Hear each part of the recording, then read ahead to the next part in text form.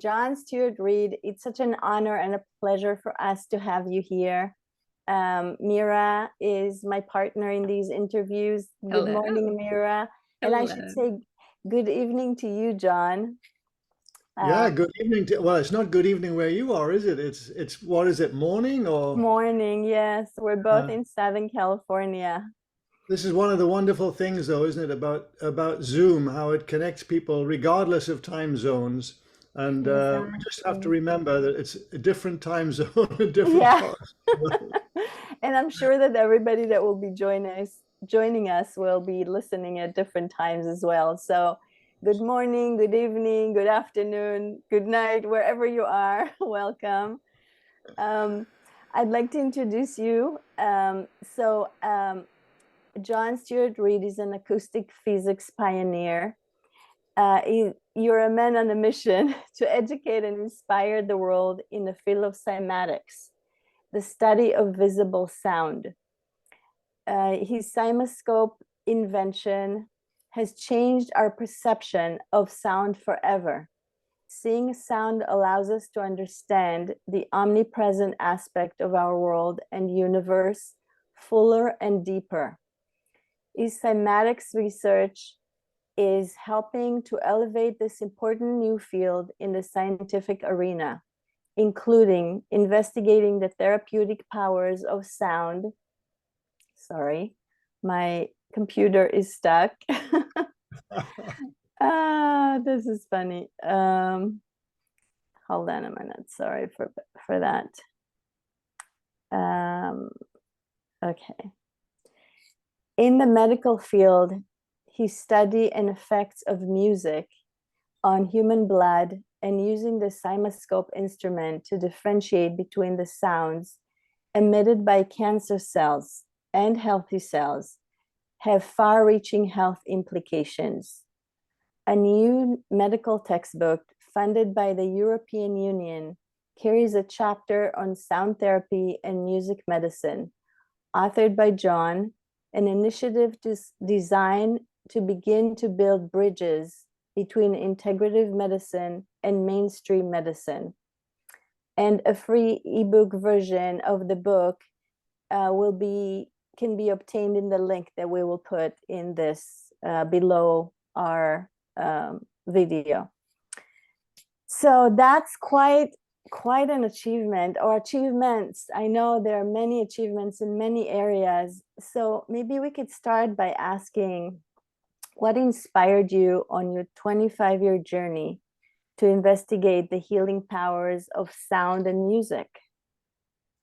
Sure, and thank you for that lovely introduction. And you know, the fact that your computer froze just goes to prove that this really is a live recording. Right, absolutely.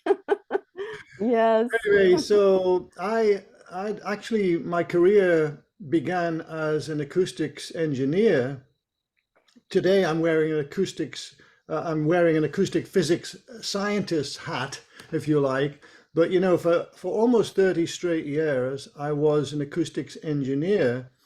And what changed that, and to me becoming an acoustic physics scientist, was my experience in the Great Pyramid in 1996, where I had visited with my daddy. Actually, we used to travel in Egypt a lot. We loved the craftsmanship, the devotion to perfection in so much of their art, and so many other aspects of their culture really blew us away, and we just loved traveling in Egypt. Anyway, on this particular occasion, we found ourselves in the King's Chamber of the Great Pyramid all alone, no one else there. And this was not planned. It was just one of those lucky things that happened.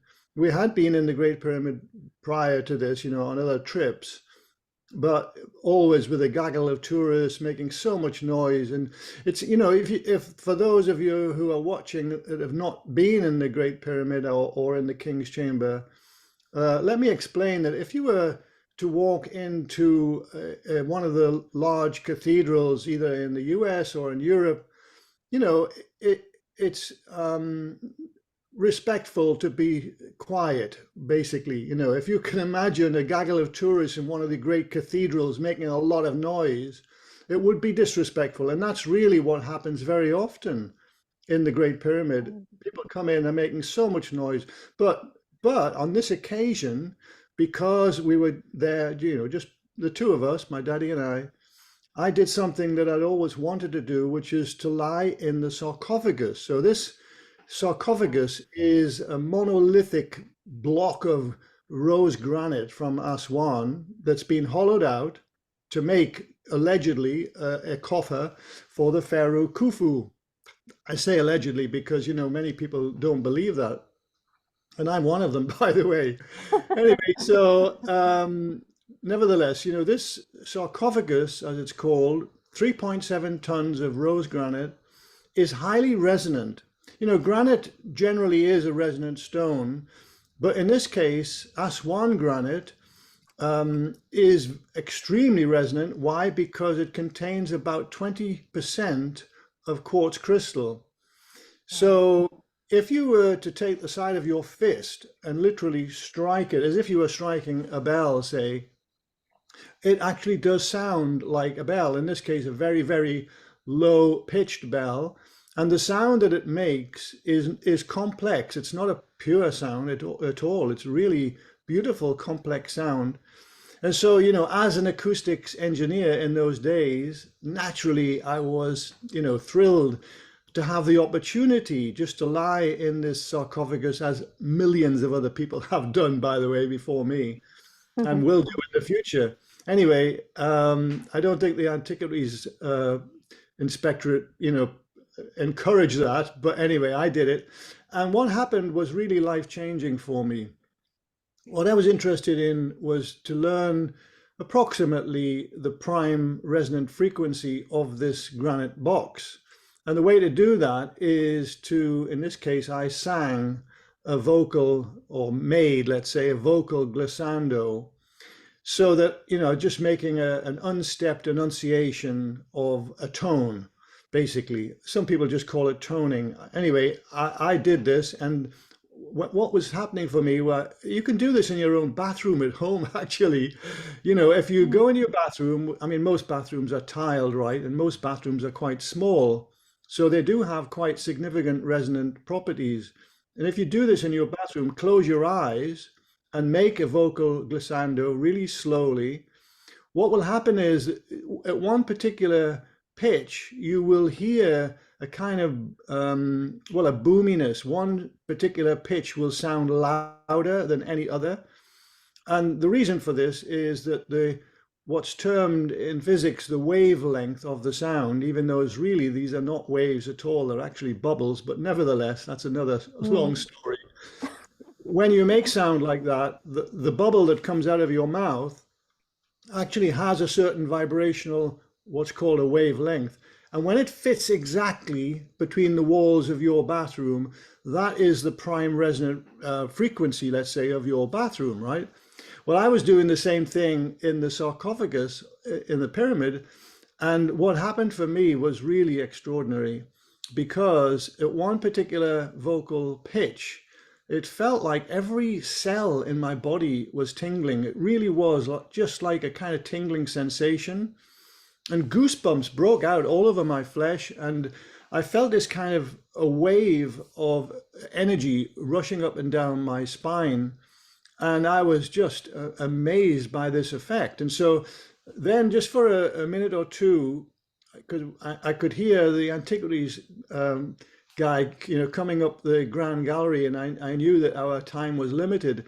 So just for a minute or two, I raised my vocal pitch above this point where I was, you know, obtaining this amazing effect. And then it disappeared. And then I brought my pitch down just below this frequency, and again it disappeared. And then I went back up to the same pitch again, and again the effect came back. So I knew, you know, even in that moment, that something kind of magical was happening, and I needed to, well, I've got a kind of curious mind, right? So I wanted to understand, what is this effect? You know, having never had this Well, I could only describe it really as an emotional experience that caused this effect in my body. I'd Mm. never, in all the years as an acoustics engineer, never had emotional effects, you know.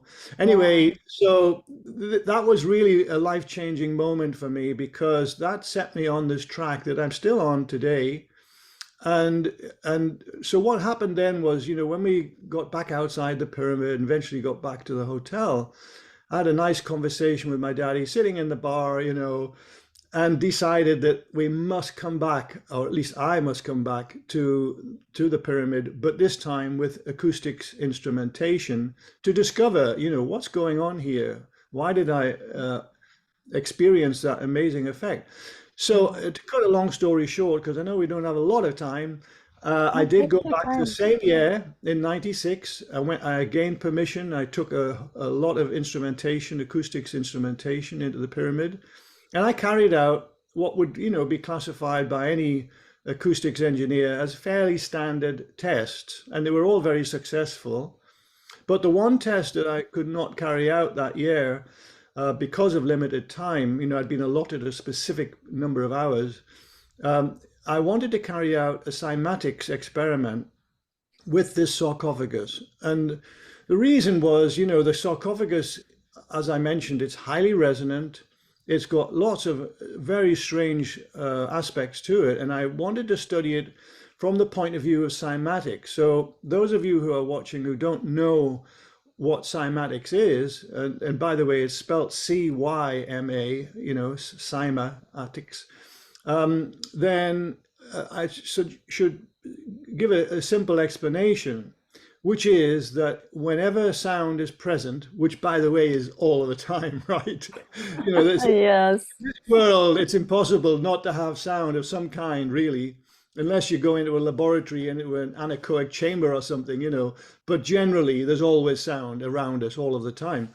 But anyway, so when there is sound, and whenever there's a membrane present, then there will be a pattern of energy imprinted onto that membrane. Of course, you can't see it, it's invisible to the unaided eye, but nevertheless, that pattern is there.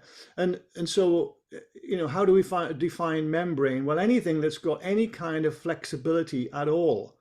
And you might be surprised to know that even a metal plate has flexibility. And this brings us to the famous, you know, Ernst Chladni, who in around about 1800 was showing these beautiful cymatic patterns to genteel audiences all over Europe. And he even had uh, um, he showed it to Napoleon and many other famous people Wow. of the day. Anyway, so basically anything that's flexible, even a metal plate. But in this case, I'm now referring to, let's say, the surface of your skin. You know, your skin is a membrane, right?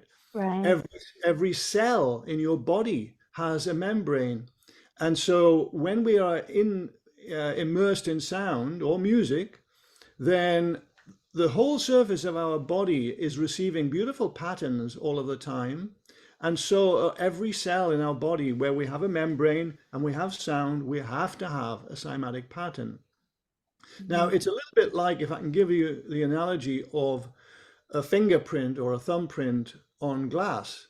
Okay, if you know, put your finger or thumb onto glass and press, you will imprint a pattern of your unique fingerprint, but it's virtually invisible. In fact, if you didn't know it was there, you probably would entirely miss it, right? But Right. only by when you sprinkle on some fine powder, like talcum powder, for example, you will then see it. It will be revealed to you. And it's a very similar principle with cymatics. You need a revealing medium.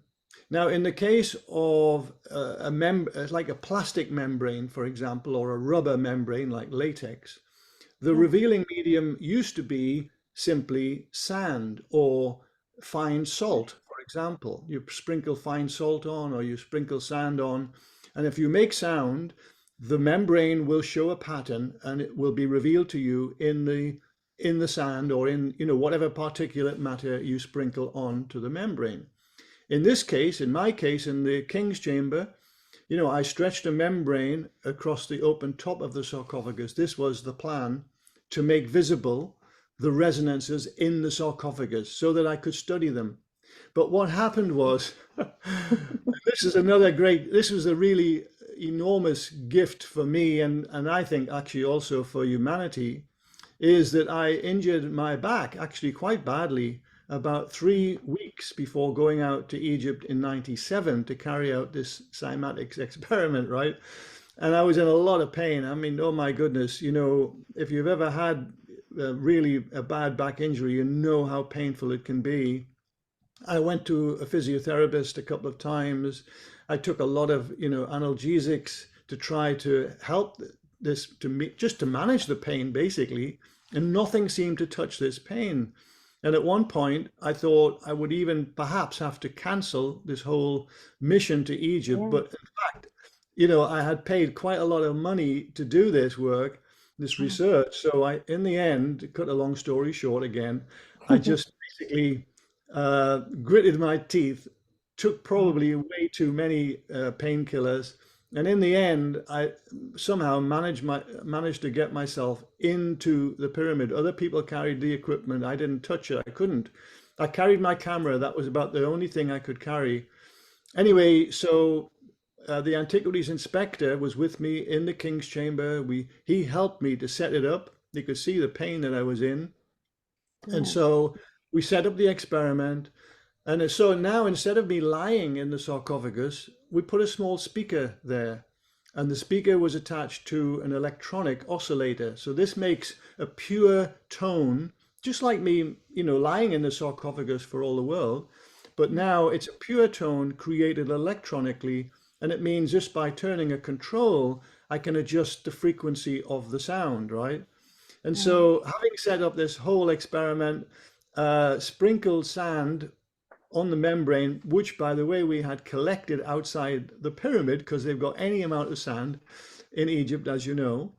And we just sprinkled on some sand on the membrane, or at least I did, because at this point, having helped me to set up the experiment, the antiquities inspector now walked away, and he was standing up against the north wall of the king's chamber, filing his nails and looking very bored, and probably thinking this Englishman is obviously a little bit, mad, but we don't really care because he's paid a lot of money, and he's not really doing any harm, so Right.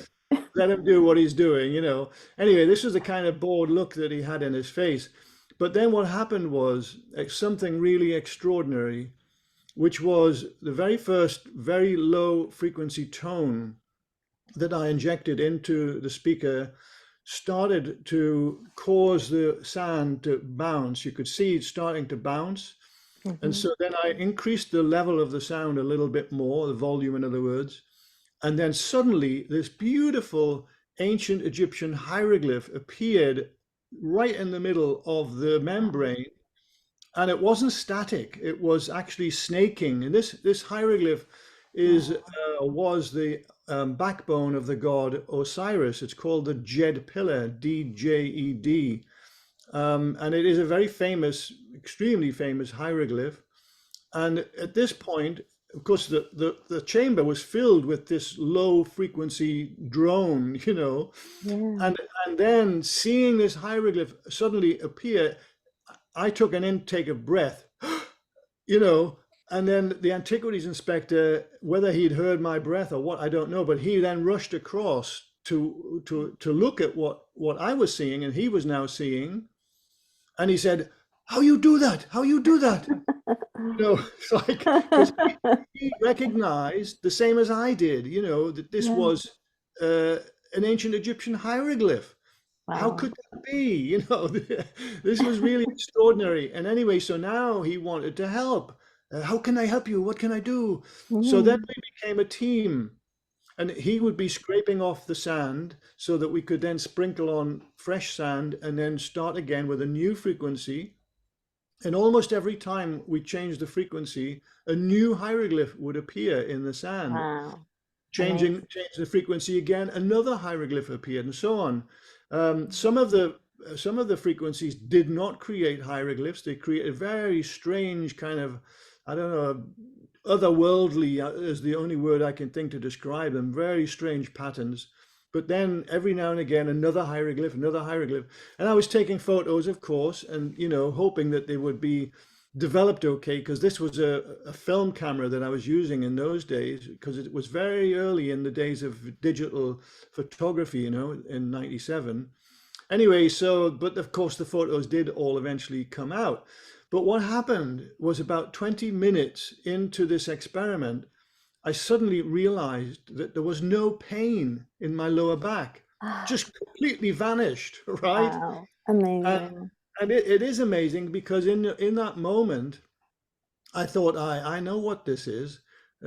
My bloodstream will be flowing with endorphins because I'm so excited and so happy at seeing this amazing imagery, right? Yes.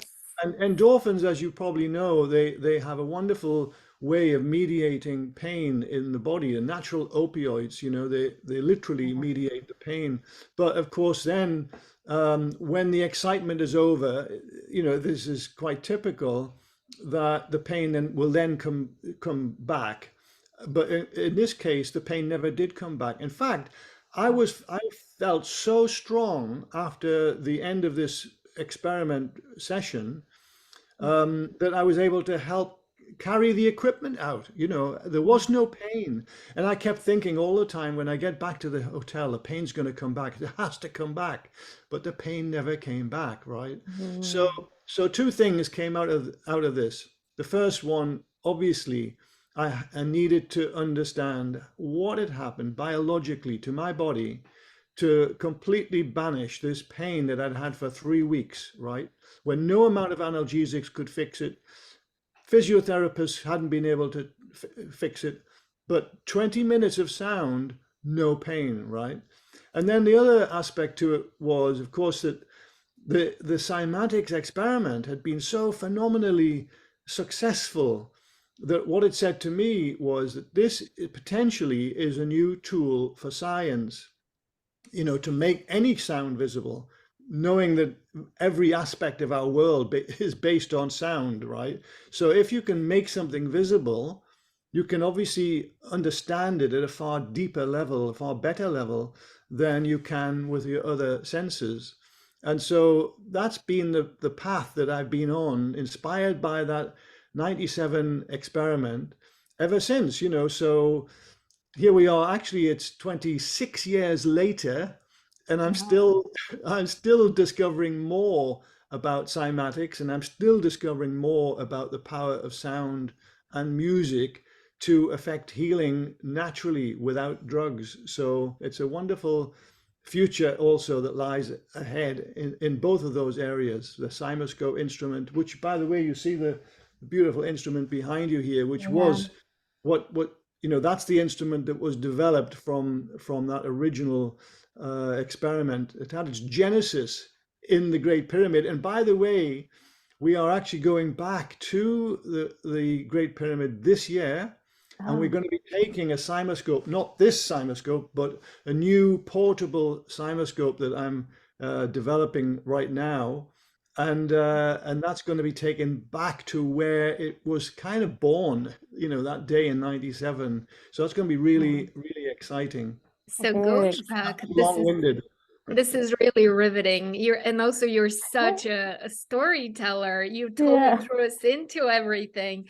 And so going back to the Great Pyramid, what is your hope to discover now? What is your hope to further the science and the study? What are you looking to achieve? What is your intention? That's a very, very, very good question.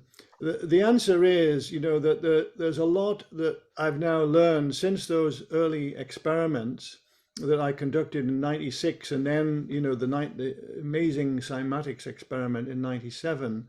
Of course, in those days, even though I had been an acoustics engineer for almost 30 years at that point, cymatics was really not, well, still really even today, cymatics is not a major part of acoustic science, which is surprising, given the power that Mm. it has to allow us to delve deeper into so many different sciences.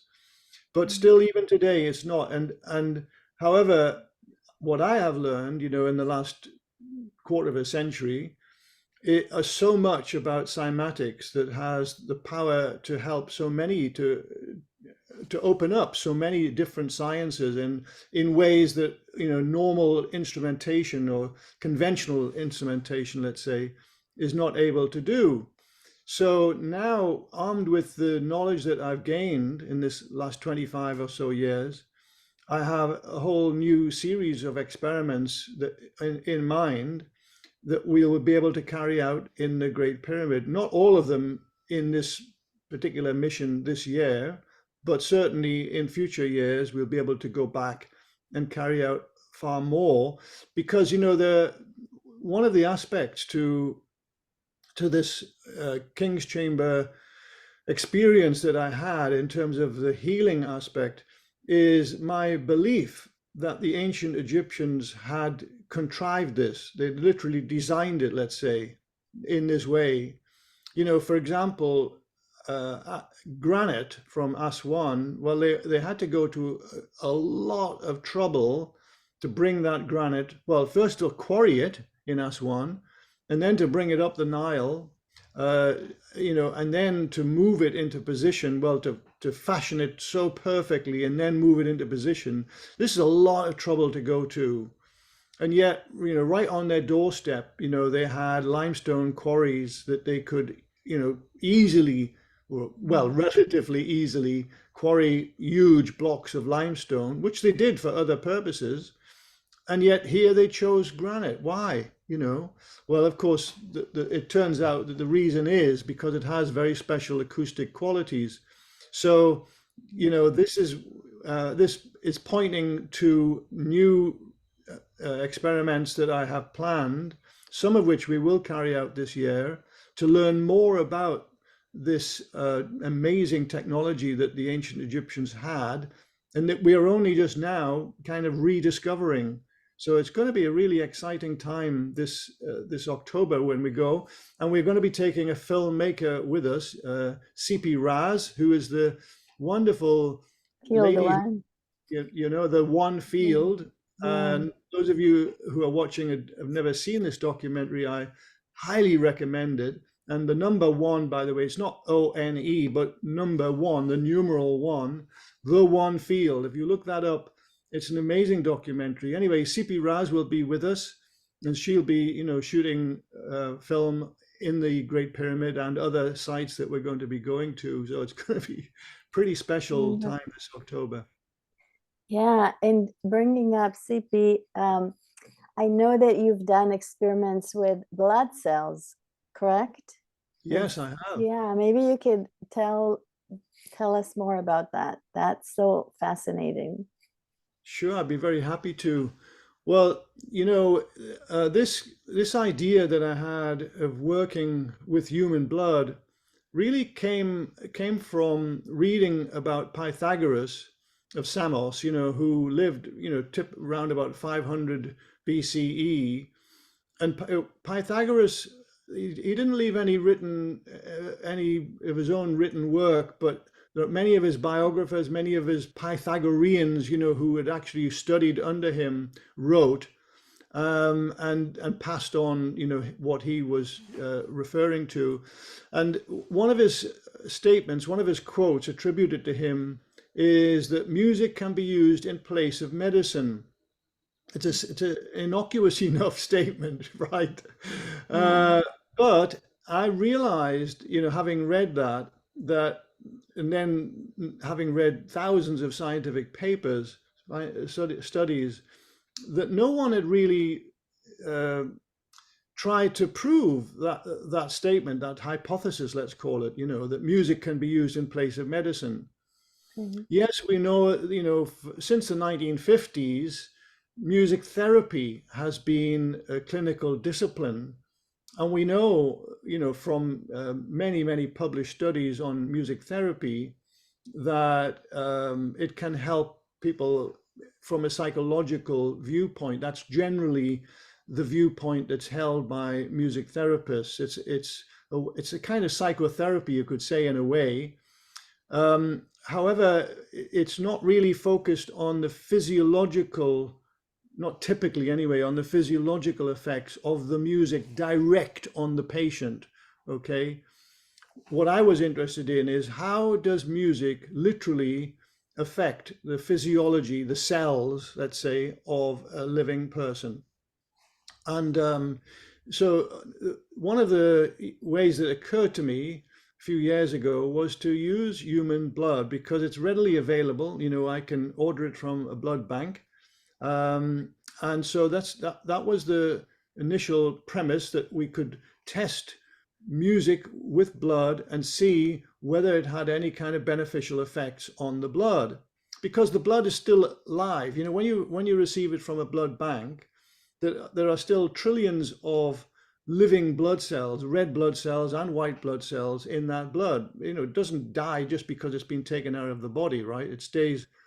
Generally, the shelf life of blood in a blood bank is about 3 to 4 weeks. And so anyway, this was the premise. And so I designed a protocol along with Professor Sungchul Ji of Rutgers University.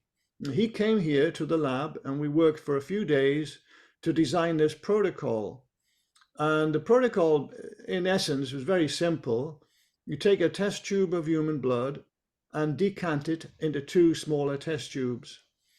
One test tube goes into what we have in the Faraday cage. We have a Faraday cage here in the lab, which is an electromagnetically screened small room. It has a door. You can literally walk into it. It's also acoustically lined, so it's very, very quiet. When that door's closed, it's extremely quiet in there, almost as quiet as an anechoic chamber, which is, you know, the quietest space that we can create here on Earth. Anyway, so and in that Faraday cage is a small incubator, which has a temperature of blood temperature, so 37 degrees or 98.6 Fahrenheit. And so that test tube goes there, and we close the door, and it's in there for 20 minutes. The other test tube goes into another incubator, but this time in the main part of the lab here that you see behind me. And that incubator has a small speaker in it, so we can actually play music to this blood. And that's again for 20 minutes.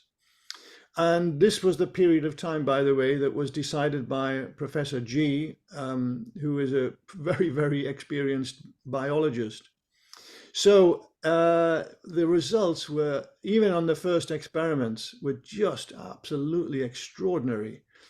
So what we found, we played different genres of music to the blood, and then obviously we would first of all do a control test. We'd count the number of red blood cells per milliliter in each of the vials, so we had a baseline to work from. Then we would expose the blood in the music incubator for 20 minutes to different types of music, and each time, say, one would be a classical piece of music, then we would note the results. Another experiment would be some genre of popular music, and we would note the results and compare that always with the blood from the Faraday cage, right? And in every single case, we were seeing huge increases in the numbers of viable red blood cells in the music incubator in comparison to the numbers from the control in the Faraday cage.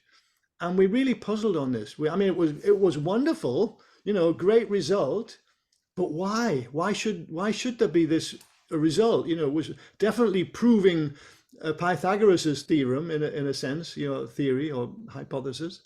But we obviously wanted to understand the reason. And what happened, again, it was one of these lucky accidents, how we learned what we believe today is the process, why the blood becomes far more viable under the influence of music.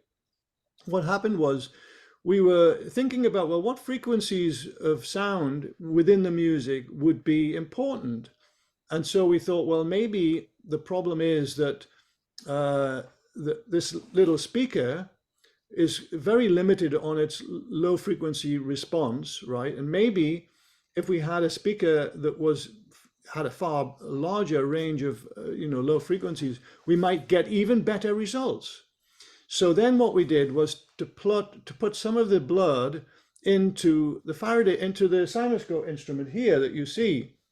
And if I show you here, here is the little cuvette that you see. That's fused quartz, and it's got a fused quartz bottom, and on the other side it's got, you know, a means of actually screwing it into the instrument, into the simoscope.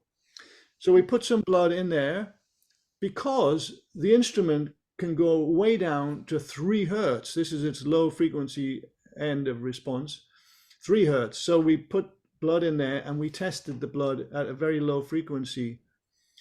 And what we saw was absolutely extraordinary. We put a low frequency tone into the blood, and this beautiful pattern appeared, a hexagonal pattern appeared in the blood, just as if we'd put water in the simoscope, but this was blood, right? A beautiful pattern appeared on the surface of the blood, and then when we stopped the tone, this low frequency tone, the pattern remained imprinted onto the blood. And this, so you have to know that the blood starts off life when it comes from the blood bank, it's very, very dark red. I mean, it's like a kind of deep maroon sort of color. But as soon as we put sound into the blood from this in the simoscope instrument, the pattern became bright scarlet, really bright scarlet, right? And then when we stopped the sound, here was the scarlet pattern still staying in the blood, and we were like, "What? How is this possible?" And then we just left it there, and it took, I don't know, it took at least 15 minutes to gradually dissolve away this pattern. It was just sitting there, this pattern. You know, normally with water, you inject sound into the water, a beautiful pattern will emerge, almost like a flower. You see it like a flower emerging on the surface of the water. Stop the music or stop the sound, and it just literally vanishes. It's gone, right? But not with the blood. It just stayed there. So this was the key piece of information. And what we are believing is this, that the hemoglobin molecules in the red blood cells, they are being bound to the oxygen that's already dissolved in the blood. So when we receive the blood from the blood bank, it's actually engorged with oxygen. There's lots of oxygen in that blood, but it's not available to the hemoglobin molecules in the red blood cells because there's no sound present. There's no pressure to cause that binding mechanism, right? Well, in your body, you know, the heart is doing this job for us. Yes, of course, the heart is a pump. Everyone knows that, you know, it pumps the blood around your bloodstream, but around your circulatory system. But the other function of the blood, of the pump that we call the heart, is to cause this oxygen binding. So every time there's a heartbeat, that's actually a low frequency pulse of sound. It's very low frequency sound. And that sound is a mechanical pressure that causes the binding of the oxygen to the hemoglobin, right? And that's how, and also how, by the way, if the heart stops, well, you know what happens? We lose consciousness within seconds because our brain requires a lot of oxygen. But the interesting thing here is that when the heart stops, your brain is still engorged with oxygen. Think of all the blood that's, you know, coursing throughout your brain. It's still got masses of oxygen in it, but again, not available to the hemoglobin molecules because suddenly there's no pressure pulse from the heart, right? Right. So this was the clue. And so basically what's happening is that with low frequency sound in the music that we are obviously immersing the blood in, the low frequency sounds in the music are effectively acting like a heartbeat in a sense, right? They're causing the oxygen that's already dissolved in the blood to be made available to the red blood cells. And what then happens is the proteins in the red blood cells begin to be reactivated. They begin to repair the membranes of the red blood cells. So what happens in these experiments is that when we, after the experiment is completed, after we've immersed the blood in the music, how we do the test is then to take a very small volume of that blood and dilute it by a certain ratio, because it's way too many red blood cells to count. It's so dense with red blood cells, so we have to dilute it. And the other thing we have to do is to add a stain. It's called trypan blue. It's a blue stain. And this blue stain will enter into any red blood cell that's dead. It will also enter into any red blood cell that is beginning to lose its outer membrane integrity because it's old, right? It's just literally medically classed as old. And these old red blood cells eventually will die and will be mopped up by your normal systems in your body. But in this case, in the experiment, what was happening was these old red blood cells were being repaired, right, rejuvenated, regenerated, you could say, within 20 minutes. So the proteins in the outer membrane of these old red blood cells were very busy, very quickly repairing themselves. Why? Because they had oxygen availability, you see. And so then when we do the test, we're finding these masses of viable red blood cells that were, being counted as dead before. Now they're being counted as living simply by the power of music. And so this was a big, really amazing result, huge result. But the other interesting thing about these experiments that was very surprising and very, well, counterintuitive, let's say, is that classical music provided the poorest return on viability of red blood cells. Professor G and I both thought that classical music's bound to, be liked by the blood cells, far better than say pop music. No, it turns out it's completely the reverse. And the reason is, when you think about it, it's quite obvious that the popular music always or almost always has a throbbing bass beat. And that bass beat actually mimics what your heart does, right? It's exactly the same principle. It's low frequency sonic energy. And that low frequency sonic energy is what empowers this mechanism of binding of the oxygen to the hemoglobin. So, young people that go into these concerts, for example, with huge sound systems, and then they come away, at the end of the evening feeling super energized. Well, it's no wonder, because their bloodstreams are flowing with oxygen, much higher oxygen levels than would be normal, let's say. So, and of course, the other wonderful thing about this discovery is that, well, I think it's again common knowledge that oxygen is the most powerful ingredient for healing in the body. If you have oxygen availability, then it really empowers your immune system and many other repair systems in the body. And equally, of course, the reverse is true. People that have, weak hearts, people who have poor respiration, they need additional oxygen, otherwise their bodies cease to function properly. So here is a really wonderful medical discovery for the future, where low frequency sound will be able to help so many people.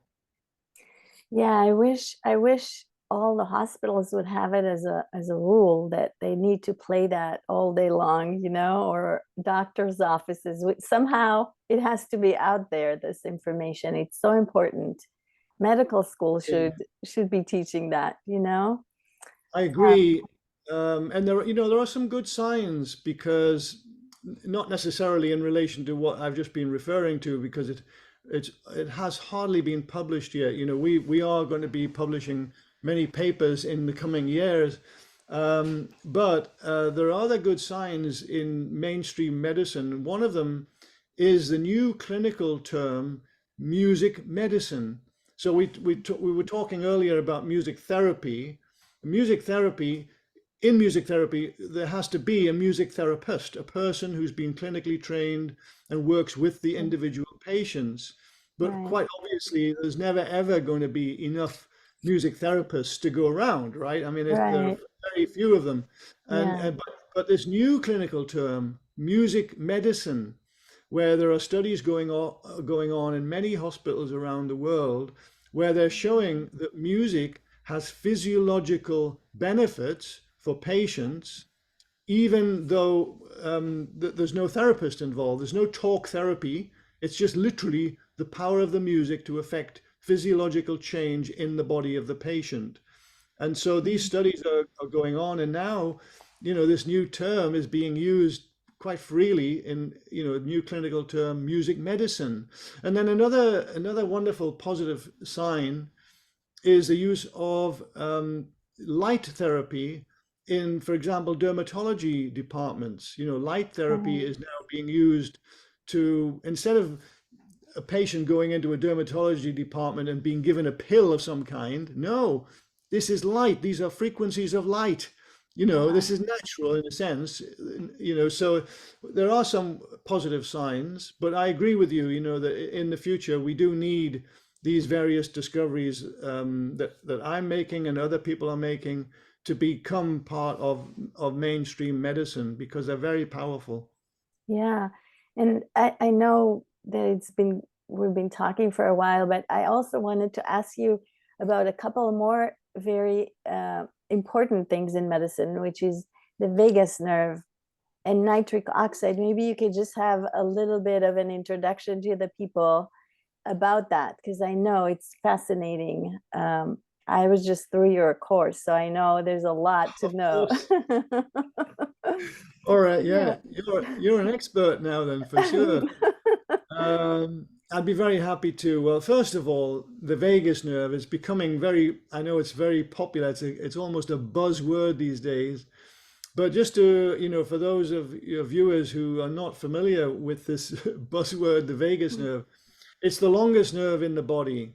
And when it leaves the brain stem, the first place that it branches off to are the tragus of the ears. So the tragus is this little flap of tissue that overhangs your auditory canal. So it's where, if you don't want to hear what someone's saying, you press firmly on the tragus. And, I mean, obviously you might still hear a little bit, but it really does significantly attenuate the sound. In fact, very often we're walking down a street, Annalise and I walking down a street, and they say an ambulance or a police car or something with its siren and wailing, and I just cannot stand that sound. So I press on the tragus, and I hardly hear it as it whooshes by.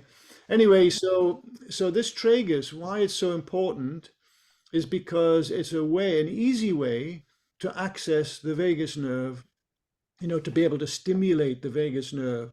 After it leaves the tragus, it goes to the tragus of the ears, then it goes on to the pharynx and the larynx.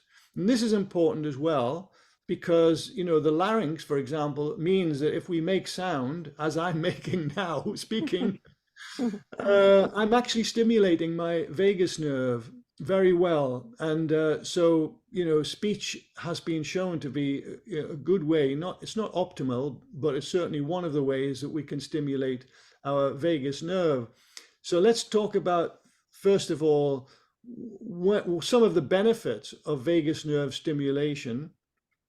There's a lot of research that's been conducted in recent years showing, for example, that if we stimulate the vagus nerve, then we will hugely reduce chronic inflammation in the body if we have chronic inflammation. And many people in the world have chronic inflammation. And not only that, but of course, typically if we have chronic inflammation in the body, we also have chronic pain. So the two things go hand in hand usually. Yeah. So here's a way, referring to mainstream medicine, as we did earlier there, mainstream medicine is wonderful for dealing with acute conditions, but they're not so wonderful when it comes to dealing with chronic conditions. So, typically there's no pharmaceutical pill that can be taken for someone that has either chronic inflammation or chronic pain. And so here is a way, though, that researchers have found to drastically reduce chronic inflammation in the body or eliminate it entirely. simply by stimulating the vagus nerve. And the frequencies that have been shown to be optimal are in the range 5 to 20 hertz. So 5 hertz to 20 hertz, very low frequencies. And okay, we can just about hear 20 hertz, but as soon as we get under 15 hertz, it's completely inaudible to us as humans. So that range of frequencies, very, very low frequencies, right? But reduction of chronic inflammation, how does that work? Well, what happens in the body is that there are cytokines that are out of balance and that cause the chronic inflammation because they're fighting with each other. These cytokines, they're not in balance. And the researchers have discovered that simply by stimulating the vagus nerve, then the cytokines very quickly come back into balance, and literally the inflammation, the chronic inflammation goes away, the pain goes away that was accompanying the chronic inflammation. So it's a really wonderful discovery that's been made in relation to the vagus nerve. Some of the other medical benefits, we could call them, from vagus nerve stimulation are, I think everyone's going to be excited to hear this, slowing the rate at which we age, right? Yeah. I mean, who doesn't want to live longer? Right. So simply, and the beautiful thing about this is that we're not talking about a therapy like in the sense of having to put up with listening to some low frequency tone or something every day. No, this I can share with you now, that basically listening to beautiful music through the best quality headphones, and they do have to be really high quality headphones, that is all that we need. Like half an hour a day of listening to beautiful music through headphones, high quality headphones, will give us all the vagus nerve stimulation that we need to reduce chronic inflammation if we have it unfortunate enough to have it in our bodies, but also to reduce or slow down the rate at which we age, and also to boost sexual function and many other benefits that come from vagus nerve stimulation. So it's a really wonderful thing, that wonderful discovery that's been made, that these low frequencies are what is needed. And also, of course, after the pharynx and the larynx, then the vagus nerve goes on to virtually every other organ in the body. So when we stimulate the tragus of the ears, we're actually stimulating almost all of the organs of the body. How wonderful is that? Just by listening to beautiful music. Now you might say, well, hang on, music doesn't contain these really low frequencies. And if you'd asked me the same question a few months ago, I might have agreed with you. But actually now something almost magical has happened in relation to this, which is that a few months ago, we have friends in musician friends in Anders Holt and his lovely wife Kachina Miadu, and they came here with CP Raz. You probably know if you've seen the film, the One Field. They came here to the lab and we carried out experiments on human blood with live music of Anders Holt and Kachina Miadu. Anyway, the results of that experiment were extraordinary. But just a few months ago, I had this idea to test their beautiful album that's called The Dream of the Blue Whale, to test this album on the lab spectrum analyzer, just to see, because, having read about this wonderful research showing that 5 hertz energy in particular is optimal for vagus nerve stimulation, I wanted to know, what frequencies can we expect from, let's say, The Dream of the Blue Whale, because Anders has this beautiful, very rich, low frequency, manly voice. And so anyway, I put it's a CD, I put it into a CD player and played it direct into the spectrum analyzer. So nothing else in between, no amplifiers, no EQ, nothing, just straight through, right? And straight away, I'm looking at the lab spectrum analyzer, And here, the 12 hertz band, which is the lowest band on the analyzer, is dancing up and down, right? I'm thinking, what? How can that be? Because, I knew that in engineering terms, in a recording studio, the engineers will usually roll off the frequencies below 20 hertz very steeply. And the reason for that is because most speaker systems cannot handle frequencies below 20 hertz. So that's an obvious reason why they roll it off. And yet here, from Anders and Kachina's Dream of the Blue Whale, I'm seeing this 12 hertz band dancing up and down. Well, you have to know that for the 12 hertz band to be dancing in that way, it means that there are frequencies present down to 4 and 5 hertz. The reason for that is because every band on the analyzer has a kind of curve, a bell-shaped response curve. So it means that there have to be frequencies below that and above that that are causing it to dance up and down, right?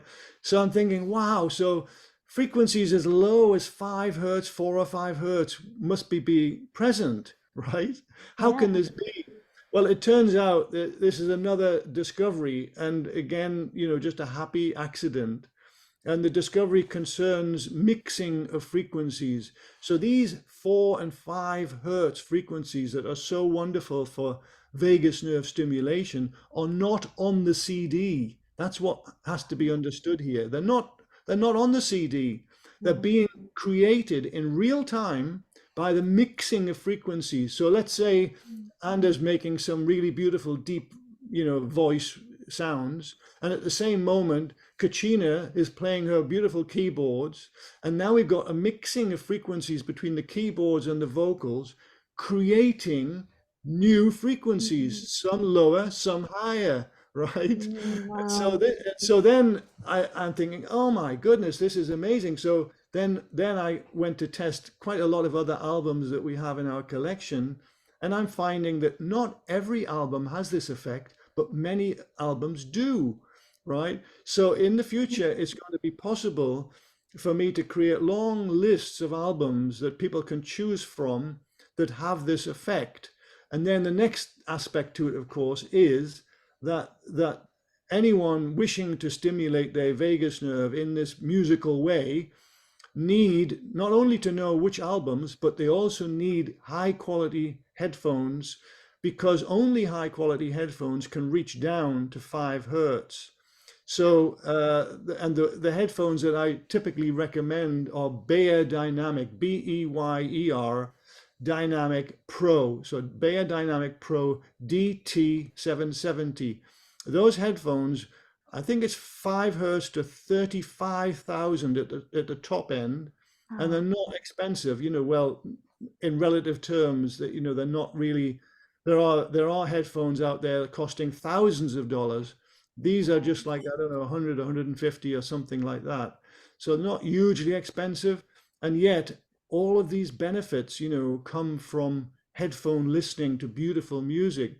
Now, the other question that you asked there relating to nitric oxide, sadly, headphones are not going to help us with this aspect of our physiology.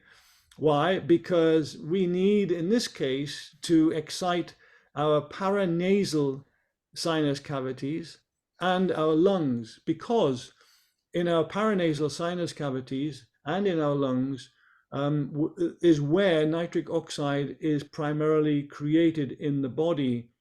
And in this case, there are specific frequency ranges that excite the paranasal sinus cavities, and also same in the lungs.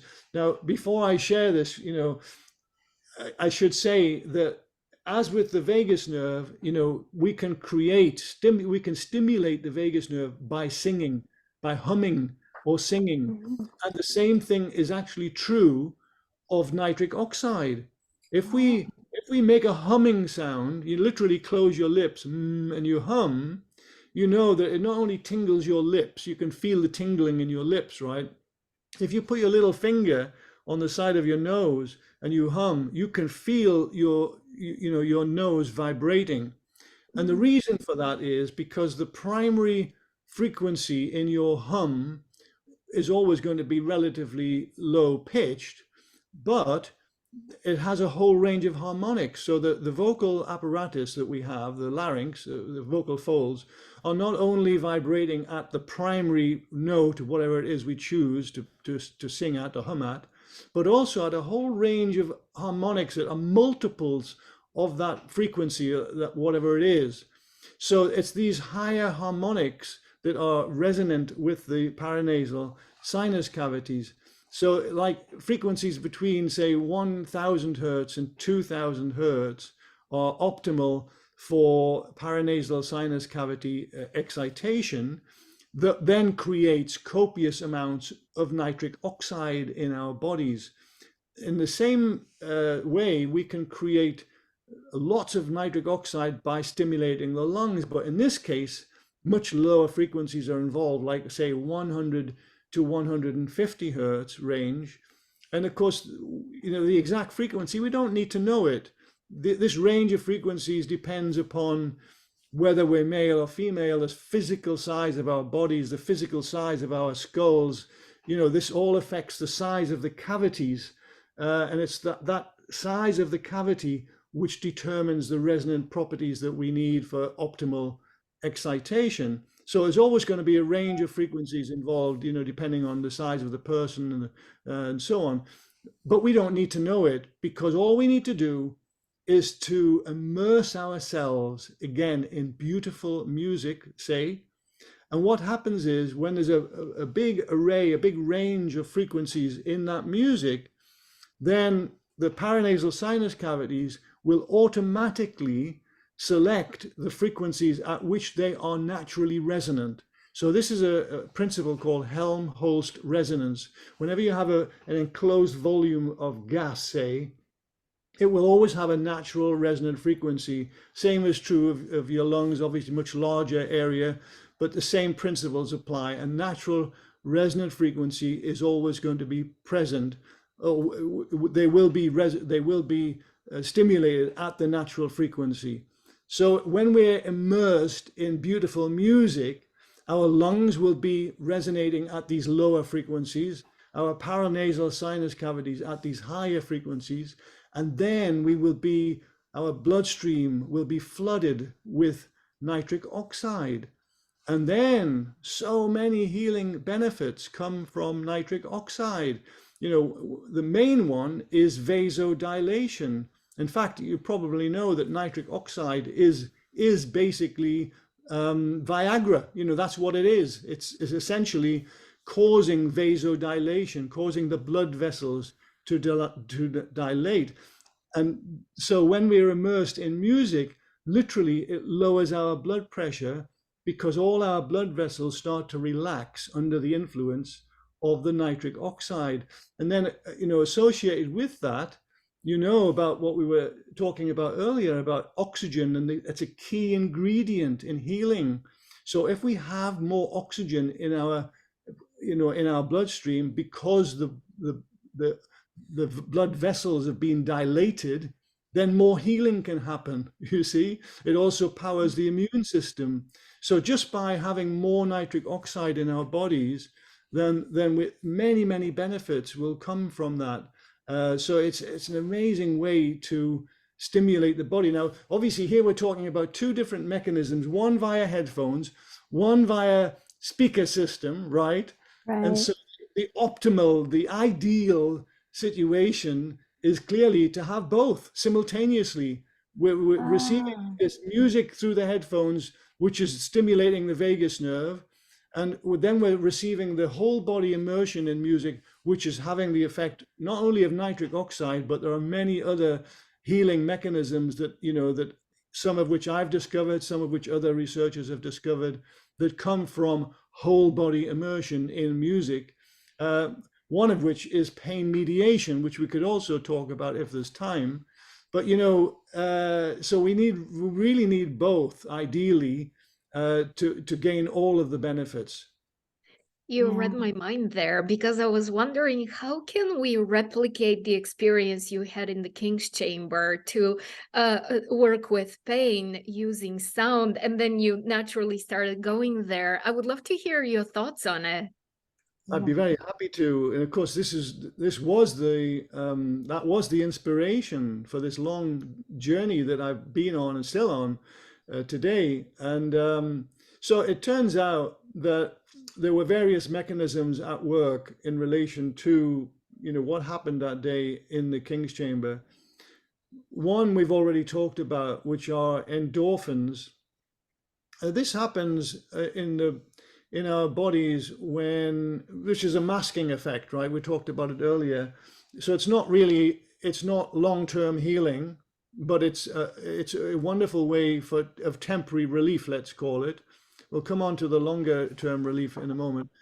But what happens in our brain when we are either receiving beautiful music, however we receive it, through headphones or not headphones, but still, if we are immersed in something that's beautiful, that really moves us, emotionally, or some other aspect of our life that's we're very happy for some reason, or maybe it's just we're just having sex, whatever it is, doesn't matter what it is. The point is that when we have an emotional peak moment, let's say, then these endorphins are released by the brain. And what happens then is we then feel euphoric, we feel happy. And also pain is automatically mediated because these opioids are literally, well, they're natural. It's like opium, it's natural in the body. It's endogenous. So we do get temporary benefits from, from great beauty of any kind moves us. We will receive that as a benefit. And then, but that is, as I say, that's a temporary situation.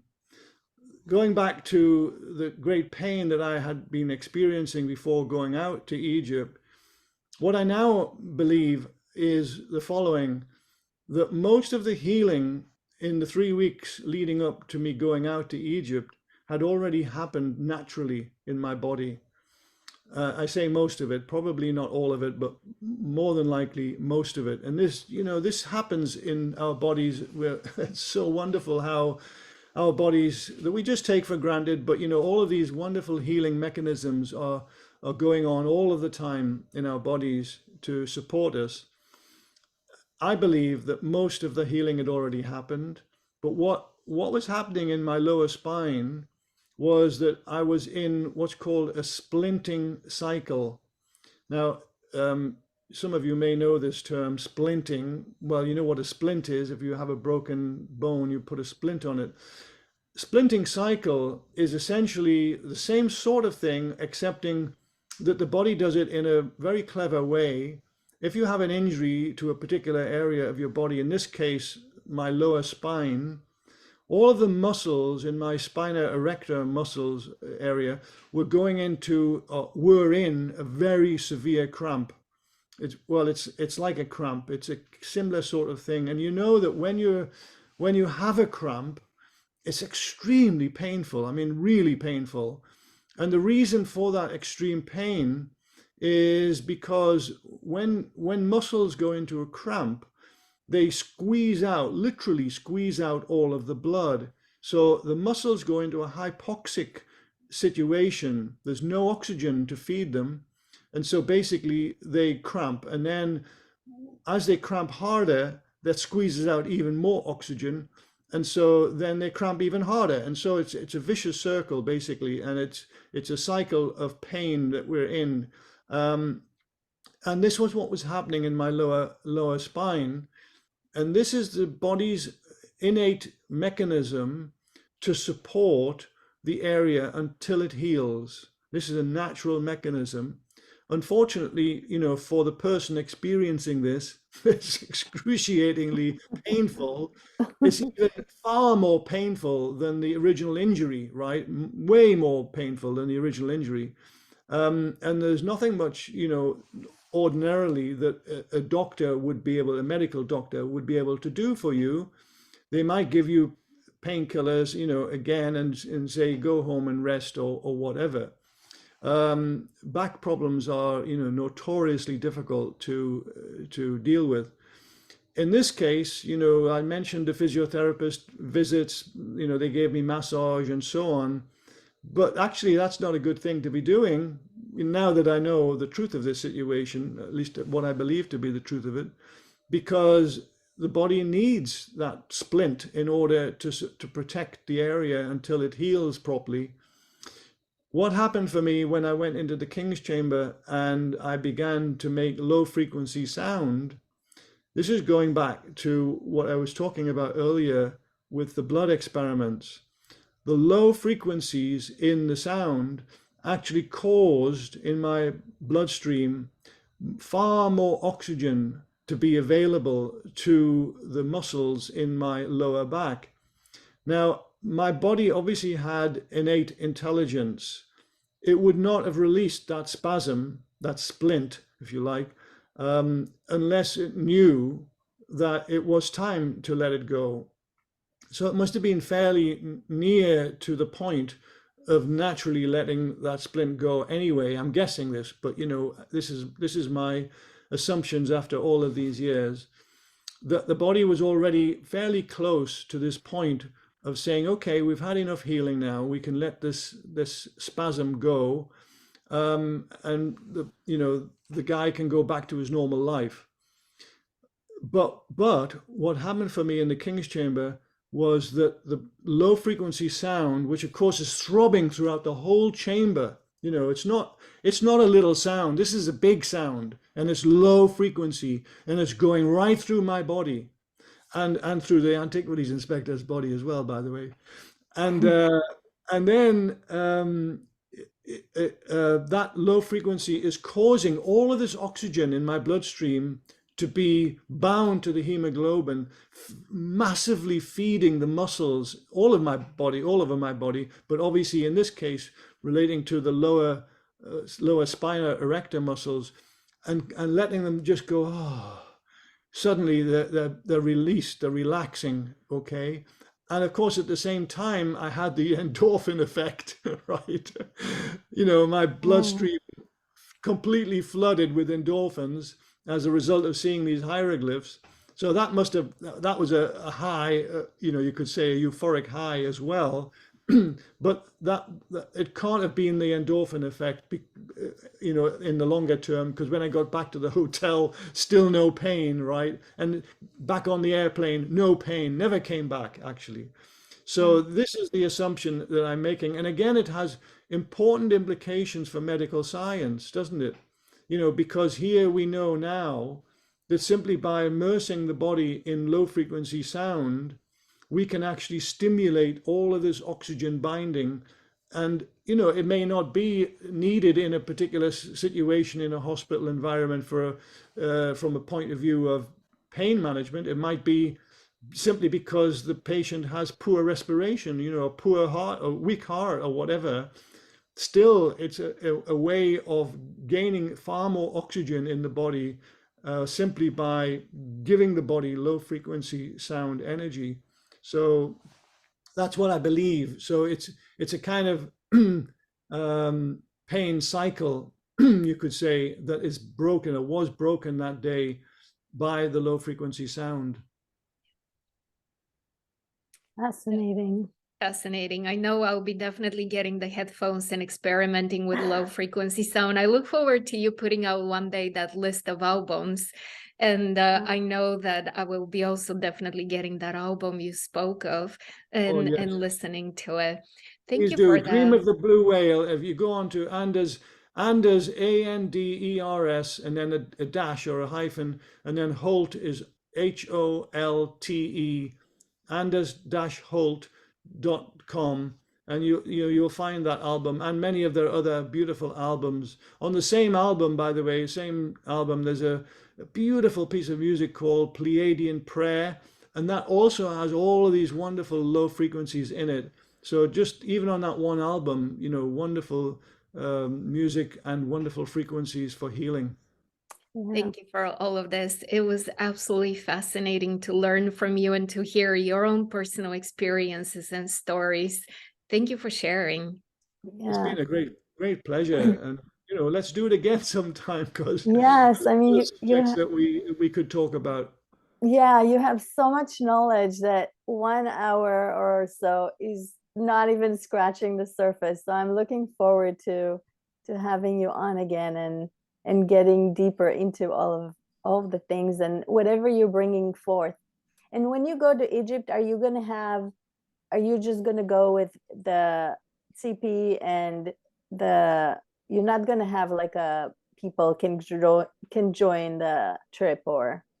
No, it's going to be a very small group of people, simply because we are going to be obviously going into the King's Chamber and into other temples and other sacred spaces. Yes. And you probably know that the soft, fleshy parts of people are wonderful for soaking up acoustic energy, right? Right. It's like having soft furnishings in a room. You know how it Right. quietens down the room. Well, same sort of thing. If you have too many people, it really significantly affects the acoustic properties of the space. So Right. this is why we have to keep it a very small group. But in the future, we are thinking that we will have tours to Egypt, and then it will be a different story because we'll be approaching it from a different perspective. In this case, there's very much a scientific reason for carrying out this work. But Yeah. if we were going purely from a perspective of sharing knowledge, sharing wisdom, then it doesn't matter whether there are 5 people or 50 people, in a chamber, then it would still be a wonderful experience. So yes, in the future, we are thinking about the potential for hosting tours. Great. And please share your website, and if you have any classes right now, whatever you wish to share with the audience would be very much appreciated. Well, thank you so much for that. So, Yeah. would you like me to mention them now or in? Yeah, now, and then we will also type it below when we send it out. We'll add it in. So Well, yeah, thank please go ahead. Yeah. Yeah, well, our main website, the research website, is cymascope.com. So CYMA and then scope like microscope, cymascope.com. And then if you go on that site, you'll find that there's a link to our sales site, which is soundmadevisible.com. So sound made visible is all one word.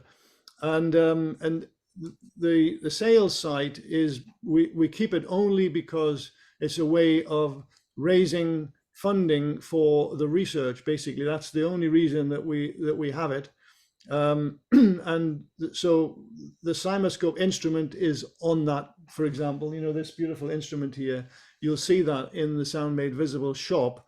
But equally, this new instrument that we're developing right now, the CymaScope Lite, light as in LIGHT, that is going to be an entirely portable CymaScope that we will also ultimately, be able to sell through our shop. But there are many other wonderful products in that shop. One of them that I think is a fabulous product is the DNA voice signature product, which is simply, it's pretty common knowledge that everyone has a unique voice, just like you have unique, other attributes to your physiognomy and whatever else, and so your voice is unique to you. You have the only voice of its kind anywhere in the world.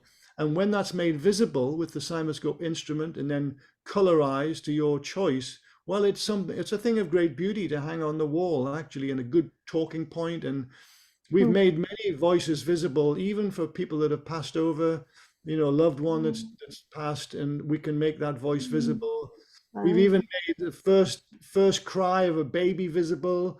We've made a barking dog visible. Oh, wow, that's Many cool. other beautiful voices made visible. Anyway, so that's a great product, and it's a nice thing to pass on to future generations. So, and then in terms of courses, well, I've just some of you may know that I've just finished the an advanced course with the Shift Network. I think they're going to make that into an evergreen course, actually. I'm not entirely sure. Probably they will. But certainly the foundational course that I taught, when was it? Last springtime of 2022. That's definitely available on the Shift Network as an evergreen course. And I'm pretty sure that they will make the advanced course into an evergreen as well. Not absolutely certain, but more than likely. So just go on the Shift Network and you'll, and type in my name and John Stuart Reid, and you'll find that foundational course. And it is a great lead in actually to the advanced course. So I do hope that ultimately they make the advanced course available as an evergreen course. Yeah, most likely they will, because there's so much information there, and I'm sure that for so many people it's very helpful, the way you taught and all the articles, and there's so much information there. I very much rich. enjoyed it. Yes. Well, I'm glad that you enjoyed it. Yeah. I enjoyed teaching it. Oh yeah, you're so natural at teaching, and you give so much information. So thank you so much for giving us this time, and hope to be on more interviews with you. Yeah, let's do it again. Thank you so much. It's been really wonderful to be with you today. Thank you. Have a wonderful evening. Yes, have a wonderful night. Thank you. Bye, Enjoy the rest of your day. Thank Bye-bye. you. Bye.